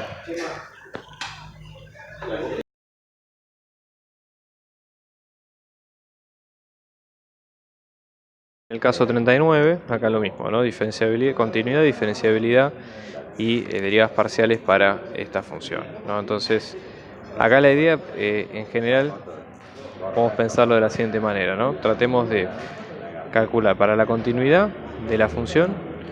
Fíjense, en este caso, vamos a tomar límite de xy tendiendo al 0, 0, de f que nos va a quedar como x al cuadrado por y al cuadrado sobre x al cuadrado más y al cuadrado. Acá la idea sería pensar la sumatoria de una forma similar a como lo venimos trabajando hasta ahora, ¿sí? Es decir, vamos a pensarlo de esta forma. Fíjense, límite de xy tendiendo al 0, 0 de x al cuadrado por y al cuadrado sobre x al cuadrado más y al cuadrado. Esta fracción es el mismo caso que vimos antes, ¿sí? Es una fracción que está, si en este caso se cumple que y cuadrado es menor o igual que x al cuadrado más y al cuadrado, si eso lo pasamos a fracción, y cuadrado sobre x al cuadrado más y al cuadrado va a ser siempre menor o igual a 1, y esto a su vez va a estar entre 0 y igual a 1, con lo cual fíjense que podemos llegar a la desigualdad, ¿no? Límite de xy tendiendo al 0, 0 de 0, que esto nos va a quedar menor o igual que el límite de xy tendiendo al 0, 0 de módulo de x al cuadrado, ¿sí?, que sería esto que vemos acá, por módulo de y al cuadrado sobre x al cuadrado más y cuadrado, cerramos ahí, que esto va a ser menor o igual que el límite de xy tendiendo al 0, 0 de módulo de x al cuadrado. Ambos dos, en este caso, tienden a ser 0. Por ende, por el teorema del sándwich, el límite de nuestra función tiende al 0, con lo cual límite de xy tendiendo al 0, 0 de f de xy va a ser 0. Y la función es continua porque vale lo mismo que la imagen en el punto. Bien, vamos a calcular las derivas direccionales. Derivada de f respecto de b en el 0, 0. Esto nos va a quedar límite de h tendiendo al 0 de f de h por a, h por b. Acá sería h por a menos 0, a más 0, h por menos 0, sí, por las dudas. Pero nosotros lo ponemos de esta forma porque directamente es el mismo punto que hemos visto antes. Esta derivada nos queda 0, esta imagen nos queda 0, y cuando reemplazamos, esto nos va a quedar, fíjense, h cuadrado, a cuadrado, h cuadrado, b cuadrado, cuando lo metemos aquí adentro, esto nos va a quedar h cuadrado, a cuadrado, más h cuadrado, b cuadrado, todo esto dividido h sobre 1. Entonces, en este caso, ¿sí?, si sacamos factor común h, fíjense, esto nos va a quedar como límite de h tendiendo al 0 de a cuadrado por b cuadrado por h a la cuarta sobre h al cuadrado, ¿sí? En este caso, todo esto dividido h, ¿no? Entonces esto va a ser h cuadrado por a cuadrado más b cuadrado, todo esto dividido h, ¿no? Entonces, esto va a ser tendiendo a 1, dos de estos se van a cancelar con dos de estos de acá, y esto lo que nos va a quedar va a ser a cuadrado b cuadrado por límite de h tendiendo al 0 de h al cuadrado dividido h, con lo cual esto nos va a quedar, como esto tiende a ser h, límite tendiendo al 0 es 0, por lo tanto 0 nos va a quedar en este caso, con lo cual acá lo que vemos es que toda derivada direccional nos va a quedar 0, inclusive las derivadas parciales, ¿no? Y vamos a aplicar la definición de diferenciabilidad en este caso. En este caso esto nos va a quedar como límite de xy tendiendo al 0, 0 de que de f de xy menos la derivada parcial en el 0, 0 por x menos 0, claramente esto ya encontramos que era 0, ¿sí? Entonces esto se anula, menos la derivada parcial de y en 0, 0 por y menos 0, también se anula, menos la imagen en 0, 0, acá también da 0, así que se anula, ¿no? Y esto sería módulo de xy menos el 0, 0, cerramos ahí. Si hacemos toda la cuenta de la misma forma que hicimos antes, lo que nos va a quedar en este caso va a ser límite de xy tendiendo al 0, 0 de x al cuadrado por y cuadrado sobre x al cuadrado más y al cuadrado dividido raíz de x al cuadrado más y al cuadrado, ¿sí? Entonces, acá la idea sería demostrar que es diferenciable. Acá es un poco distinto que el anterior porque acá la idea ya tenemos algo un poco más prearmado. Entonces, si esto lo trabajamos, ¿no? Lo reacondicionamos un poco, esta ecuación la podemos pensar de la siguiente forma, fíjense. Podemos pensarla como si fuera, en este caso, ¿no? X al cuadrado por y al cuadrado sobre, en este caso, y acá vamos a tener 1 sobre la raíz cuadrada de x al cuadrado más y cuadrado, ¿no? Porque esto sería dividido. Ahora, hay un pequeño truco acá. Estaría bueno tratar de poner en la raíz, ¿sí?, este y cuadrado, para tratar de ver lo siguiente. Fíjense, si nosotros ponemos x al cuadrado sobre x al cuadrado más y cuadrado, esto se asemeja bastante a lo que veníamos trabajando de una expresión acotada entre 0 y 1. Y eso puede ser que nos sirva para llegar al límite que estamos buscando en definitiva. Entonces, en ese caso, lo que vamos a hacer es lo siguiente. Fíjense, como cuenta auxiliar, y al cuadrado lo podemos pensar como raíz, ¿sí?, de i a la cuarta, ¿sí? Esto es lo mismo que pensar, por ejemplo, raíz de i al cuadrado por raíz de i al cuadrado, ¿sí? Es otra forma de pensar lo mismo, digamos, distinto. Entonces, en este caso, vamos a trabajar con una que sea raíz de i al cuadrado y otra que sea i a secas, nada más. Entonces, ¿por qué decimos esto? Porque al quedarnos esto, podemos meterlo aquí adentro, ¿sí? Entonces, este límite, fíjense cómo nos va quedando, ¿no? Nos va quedando x al cuadrado sobre x al cuadrado más y cuadrado, pues tenemos este y por separado y después tenemos toda una raíz con este y cuadrado por encima y este x al cuadrado más y cuadrado por debajo. Entonces, para ambos casos, si tomamos esta porción y si tomamos esta porción, se van a cumplir las desigualdades de que el numerador siempre es más pequeño que el denominador, igual que ambos. Ambas expresiones están acotadas por 1. Entonces, en este caso, ambas dos van a ser menores o iguales que 1, con lo cual, ¿sí?, esto nos va a quedar que el límite de xy tendiendo al 0, 0 va a ser de 1 por el is que queda suelto acá. Como esto va a ser 1 por 0, finalmente va a quedar 0. Y ese es el límite tendiendo a 0, que es el que queremos calcular en primer lugar.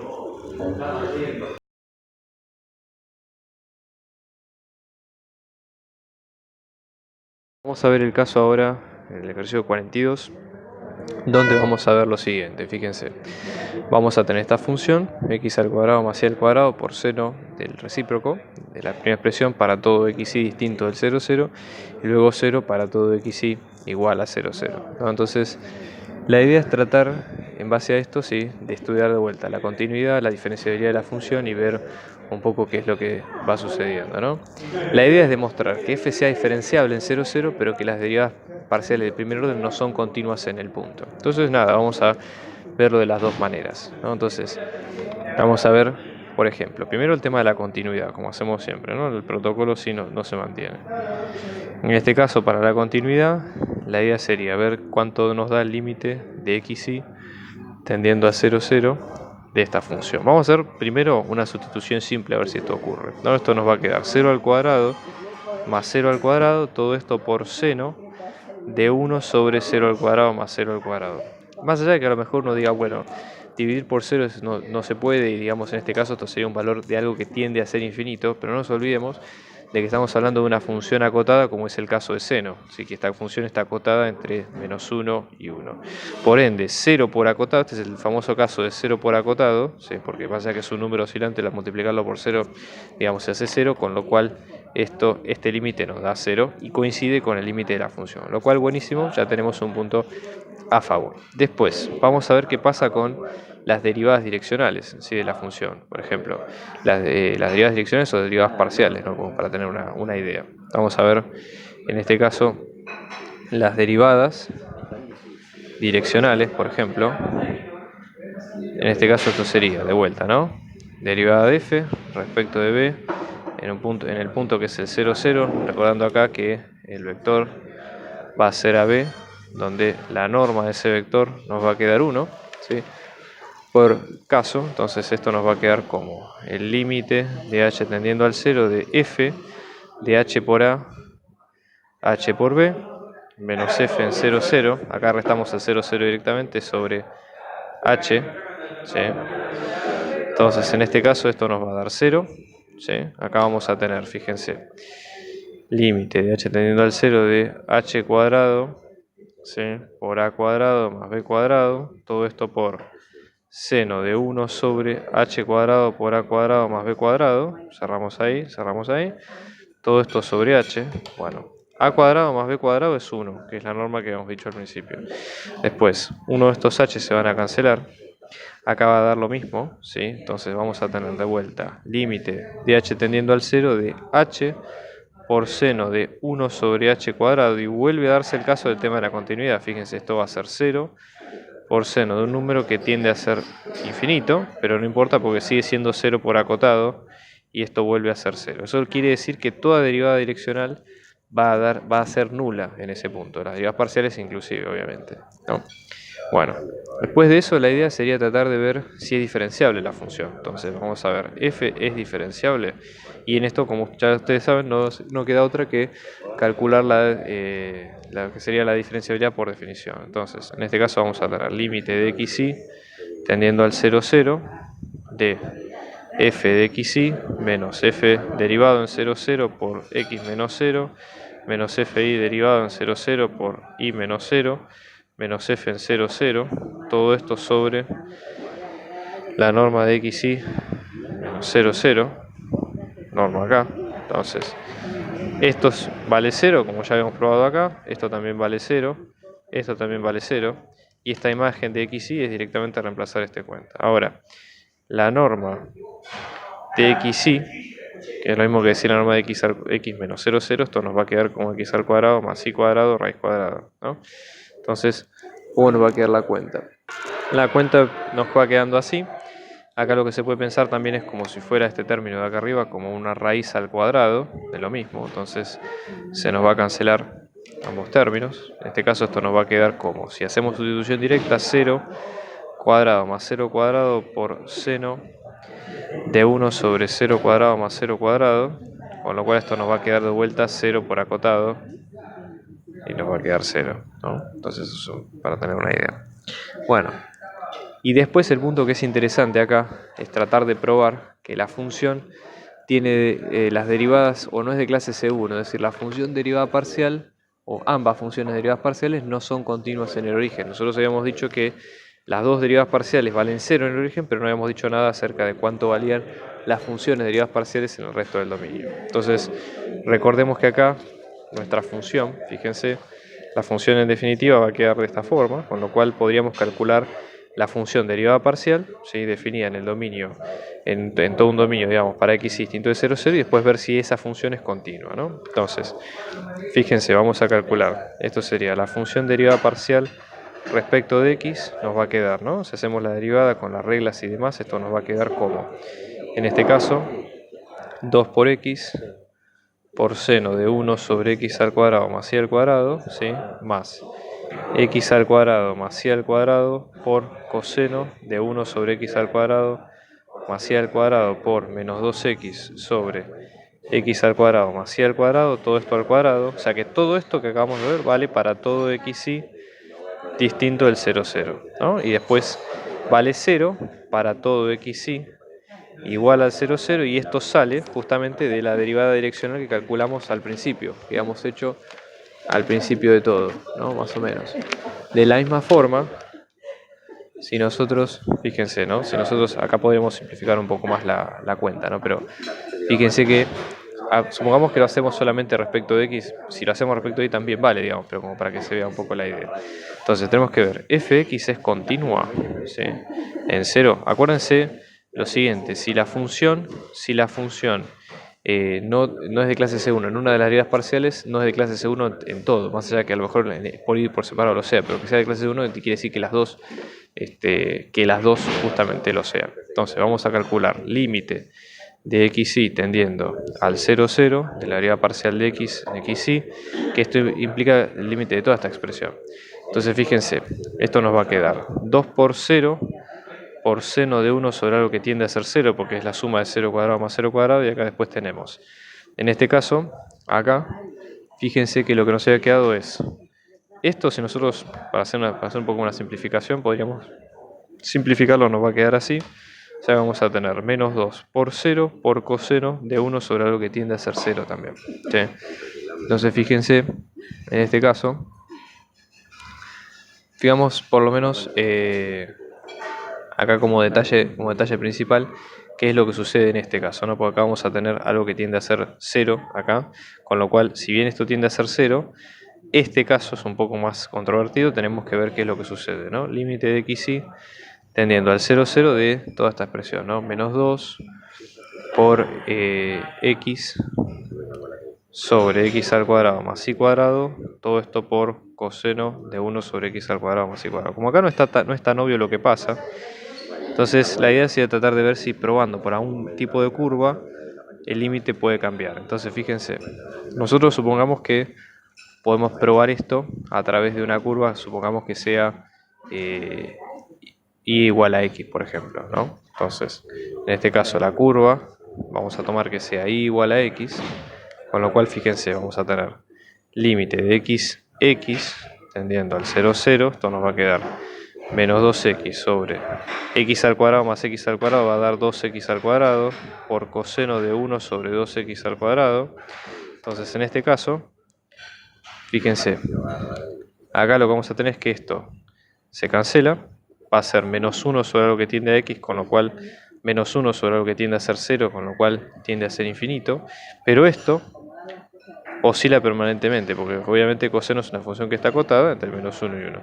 Con lo cual, este no es el caso del 0 por acotado, sino que acá básicamente no tenemos idea de cuál puede ser el valor en definitiva. Entonces, lo que se dice acá es que el límite no existe. Entonces, si esta parte del límite no existe todo el límite y la función en definitiva no es continua. Y si no es continua la función derivada parcial, entonces la función no es de clase C1, aunque sea solamente una de las dos derivadas parciales en cuestión.